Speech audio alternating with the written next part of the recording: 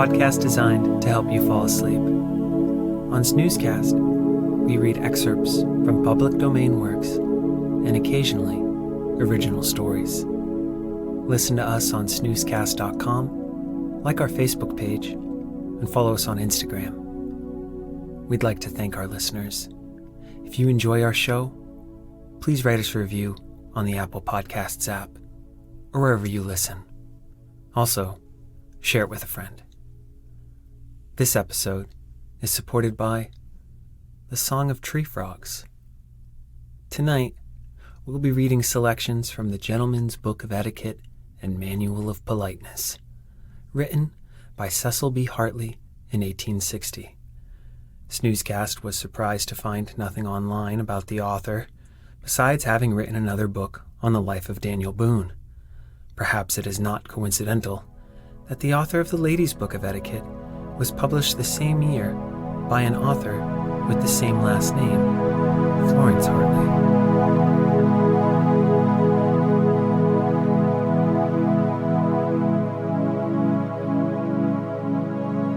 Let's get cozy.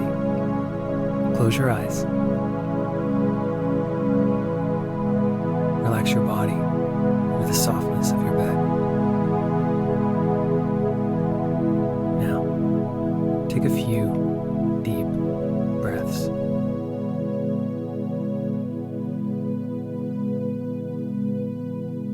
Chapter 4.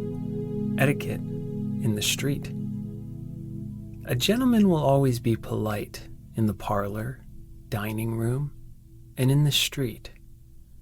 This last clause will especially include courtesy towards ladies, no matter what may be their age or position. A man who will annoy or insult a woman in the street lowers himself to a brute, no matter whether he offends by look, word, or gesture.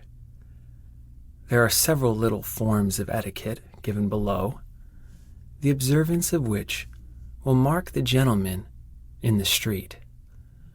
When walking with a lady, or with a gentleman who is older than yourself, give them the upper side of the pavement, that is, the side nearest the house. When walking alone, and you see anyone coming towards you on the same side of the street, give the upper part of the pavement as you turn aside, to a man who may carry a heavy bundle, to a woman, or to an elderly person. In a crowd, never rudely push aside those who impede your progress, but wait patiently until the way is clear. If you are hurried by business of importance or an engagement, you will find that a few courteous words will open the way before you more quickly than the most violent pushing and loud talking. If obliged to cross a plank or narrow path, let any lady or old person who may also be passing precede you. In case the way is slippery or in any way unsafe, you may, with perfect propriety, offer to assist either a lady or elderly person crossing it. Do not smoke in the street until after dark, and then remove your cigar from your mouth if you meet someone. Be careful about your dress. You can never know whom you may meet, so it is best to never leave the house otherwise than well dressed. Bright colors and much jewelry are both unbecoming to a gentleman in the street. Avoid touching anyone with your elbows in passing, and do not swing your arms as you walk. Be careful when walking with or near a lady not to put your foot upon her dress. In carrying an umbrella, hold it so that you can see the way clear before you. Avoid striking your umbrella against those which pass you. If you are walking with a lady, let the umbrella cover her perfectly, but hold it so that you will not touch her bonnet. If you have the care of two ladies, let them carry the umbrella between them, and walk outside yourself. Nothing can be more absurd than for a gentleman to walk between two ladies holding the umbrella himself, while in this way he is perfectly protected. The ladies receive upon their dresses and cloaks the little streams of water which run from the points of the umbrella. In case of a sudden fall of rain, you may, with perfect propriety, offer your umbrella to a lady who is unprovided with one. If she accepts it and asks your address to return it, leave it with her. If she hesitates and does not wish to deprive you of the use of it, you may offer to accompany her to her destination, and then do not open a conversation. Let your manner be respectful, and when you leave her, let her thank you, assure her of the pleasure it has given you to be of service, bow, and leave. In meeting a lady friend, wait for her to bow to you, and in returning her salutation, remove your hat. To a gentleman you may bow, merely touching your hat, if he is alone or with another gentleman. But if he has a lady with him, raise your hat in bowing to him. If you stop to speak to a lady, hold your hat in your hand until she leaves you, unless she requests you to replace it. With a gentleman, you may replace it immediately. Never join a lady whom you may meet without first asking her permission to do so. If you stop to converse with anyone in the street, stand near the houses, that you may not interfere with others who are passing. You may bow to a lady who is seated at a window if you are in the street, but you must not bow from a window to a lady in the street. Do not stop to join a crowd who are collected round a street show or street merchant, unless you wish to pass for a countryman taking a holiday in the city. If you stop anyone to inquire your own way, or if you are called upon to direct another, remove your hat while asking or answering the question. If you see a lady leaving a carriage unattended or hesitating at a bad crossing, you may offer your hand or arm to assist her, and having seen her safely upon the pavement, bow and pass on. In a car or omnibus, when a lady wishes to get out, stop the car for her, pass up her fare, and in an omnibus, alight and assist her in getting out, bowing as you leave. Be gentle, courteous, and kind to children. There is no surer token of a low, vulgar mind than unkindness to little ones whom you may meet in the streets. When you are escorting a lady in the street, politeness does not absolutely require you to carry her bundle or parasol, but if you are gallant, you will do so. You must regulate your walk by hers, and not force her to keep up with your ordinary pace. Watch that you do not lead her into any bad places, and assist her carefully over each crossing or wet place on the pavement. If you are walking in the country, and pass any streamlet, offer your hand to assist your companion in crossing. If you pass over a fence and she refuses your assistance in crossing it, walk forward and do not look back until she joins you again. The best way to assist a lady over a fence is to stand yourself upon the upper rail, and while using one hand to keep a steady position, stoop, offer her the other, and with a firm, steady grasp, hold her hand until she stands beside you. Then let her go down on the other side first, and follow her when she is safe upon the ground. In starting for a walk with a lady, unless she is a stranger in the place towards whom you act as guide, let her select your destination. Offer your seat in any public conveyance to a lady who is standing. It is often quite as great a kindness and mark of courtesy to take a child in your lap. When with a lady, you must pay her expenses as well as your own. If she offers to share the expense, decline, unless she insists upon it. In the latter case, yield gracefully. Many ladies, who have no brother or father, and are dependent upon their gentlemen friends for escort, make it a rule to be under no obligations to them. And you will, in such a case, offend more by insisting upon your right to take that expense than by quietly pocketing your dignity and their cash together. I know many gentlemen will cry out at my assertion, but I have observed this matter and know many ladies who will sincerely agree with me in my opinion. In a carriage, always give the back seat to the lady or ladies accompanying you. If you have but one lady with you, take the seat opposite to her, unless she invites you to sit beside her, in which case, accept her offer. Never put your arm across the seat, or around her, as many do in riding. It is an impertinence, and if she is a lady of refinement, she will resent it as such.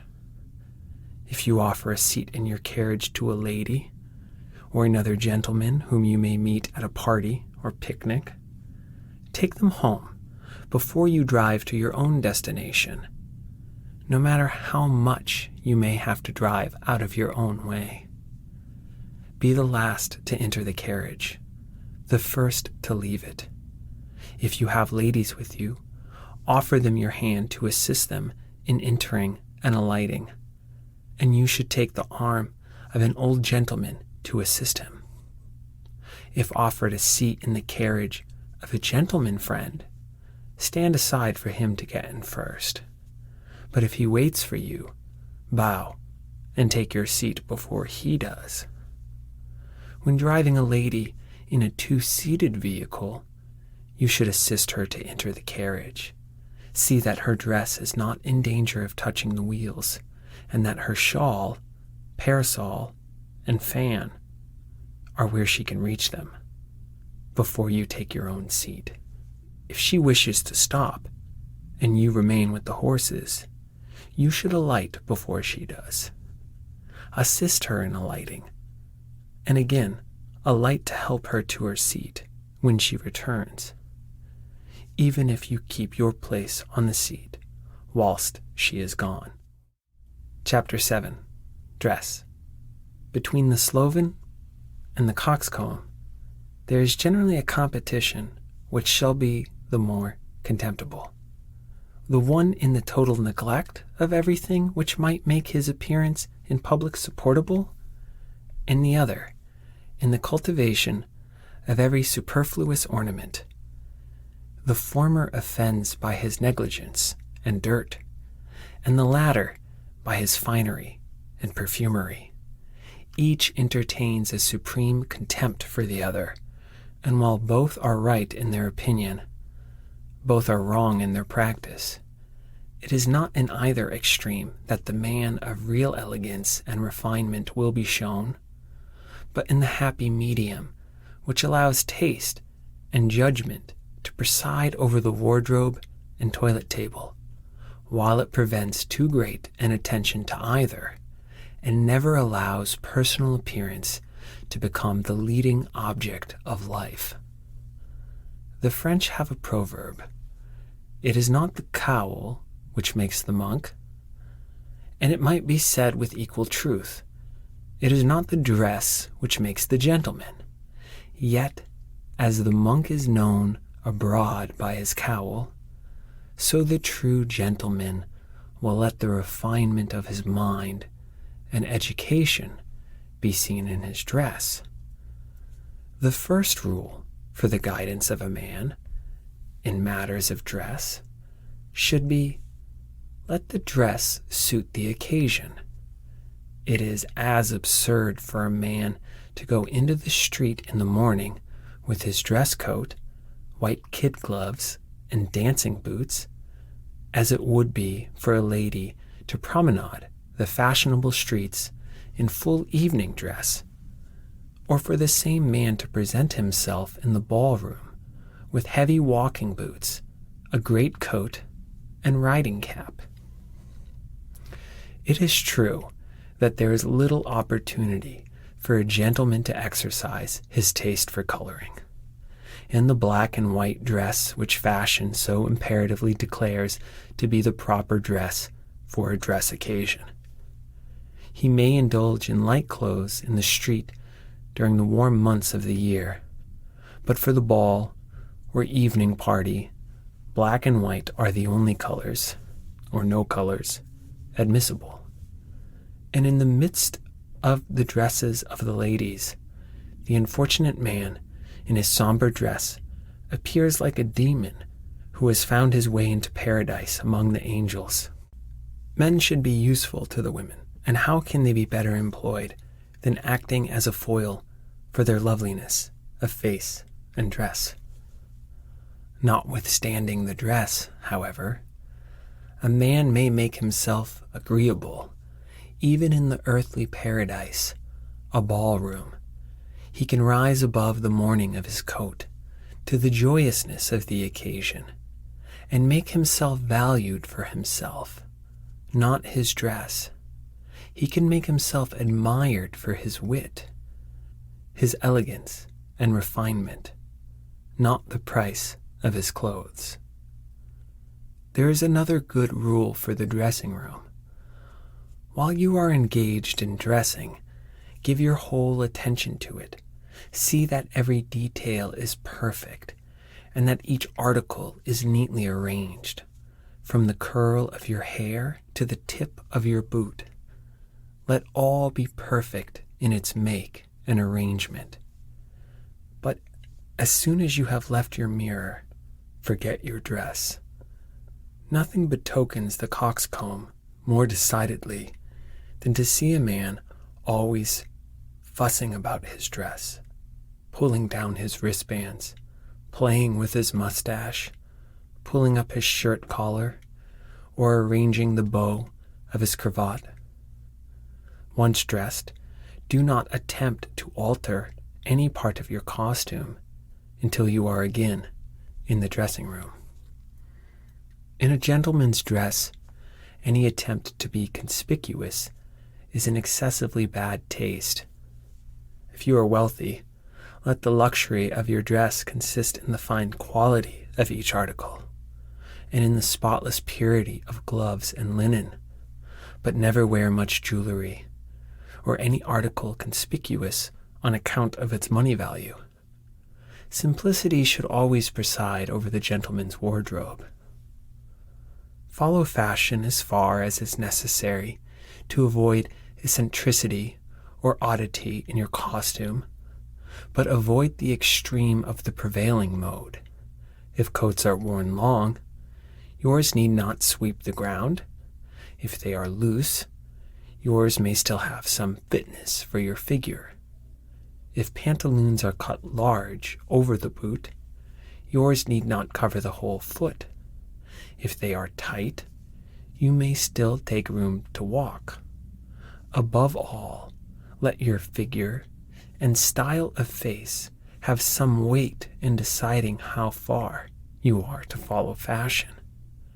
For a very tall man to wear a high, narrow-brimmed hat, long-tailed coat, and tight pantaloons, with a pointed beard and hair brushed up from the forehead, is not more absurd than for a short, fat man to promenade the streets in a low, broad-brimmed hat, loose coat, and pants, and the latter made of large plaid material, and yet burlesques quite as broad may be met with every day. An English writer, ridiculing the whims of fashion, says, "To be in fashion, an Englishman must wear 6 pairs of gloves in a day. In the morning, he must drive his hunting wagon in reindeer gloves. To enter London in his Tilbury, beaver skin gloves. When he dines out, kid gloves." Thus, his yearly bill for gloves alone will amount to a most extravagant sum. In order to merit the appellation of a well-dressed man, you must pay attention not only to the more prominent articles of your wardrobe, coat, pants, and vest, but to the more minute details, a shirt front which fits badly, a pair of wristbands too wide or too narrow, a badly brushed hat, a shabby pair of gloves, or an ill-fitting boot will spoil the most elaborate costume.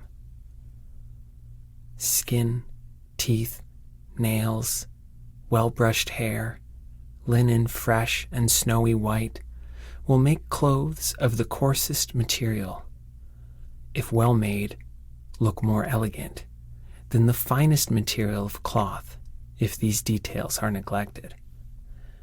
Frequent bathing, careful attention to the teeth, nails, ears, and hair are indispensable. Use but very little perfume. Much of it is in bad taste. Let your hair, beard, and mustache be always perfectly smooth, well arranged, and scrupulously clean. It is better to clean the teeth with a piece of sponge or very soft brush than with a stiff brush, and there is no dentifrice so good as white Castile soap. Wear always gloves and boots, which fit well and are fresh and whole. Soiled or torn gloves and boots ruin a costume otherwise faultless. Extreme propriety should be observed in dress. Be careful to dress according to your means. Too great saving is meanness. Too great expense is extravagance. A young man may follow the fashion farther than a middle-aged or elderly man, but let him avoid going to the extreme of the mode, if he would not be taken for an empty-headed fop. It is best to employ a good tailor, as a suit of coarse broadcloth which fits you perfectly and is stylish in cut will make a more elegant dress than the finest material badly made. Avoid eccentricity. It marks not the man of genius, but the fool. A well-brushed hat and glossy boots must be always worn in the street. White gloves are the only ones to be worn with full dress. A snuff box, watch, studs, sleeve buttons, watch chain, and 1 ring are all the jewelry a well-dressed man can wear. An English author, in a recent work, gives the following rules for a gentleman's dress. The best bath for general purposes, and one which can do little harm and almost always some good, is a sponge bath.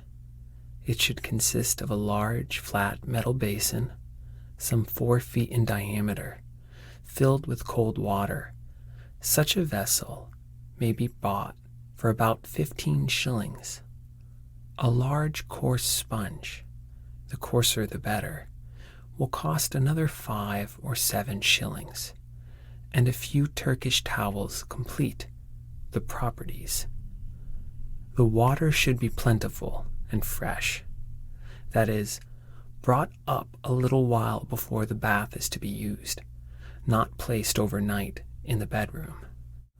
Let us wash and be merry, for we know not how soon the supply of that precious article, which here costs nothing, may be cut off. In many continental towns they buy their water, and on a protracted sea voyage the ration is often reduced to half a pint a day for all purposes, so that a pint per diem is considered luxurious. Sea water, we may here observe, does not cleanse, and a sensible man who bathes in the sea will take a bath of pure water immediately after it.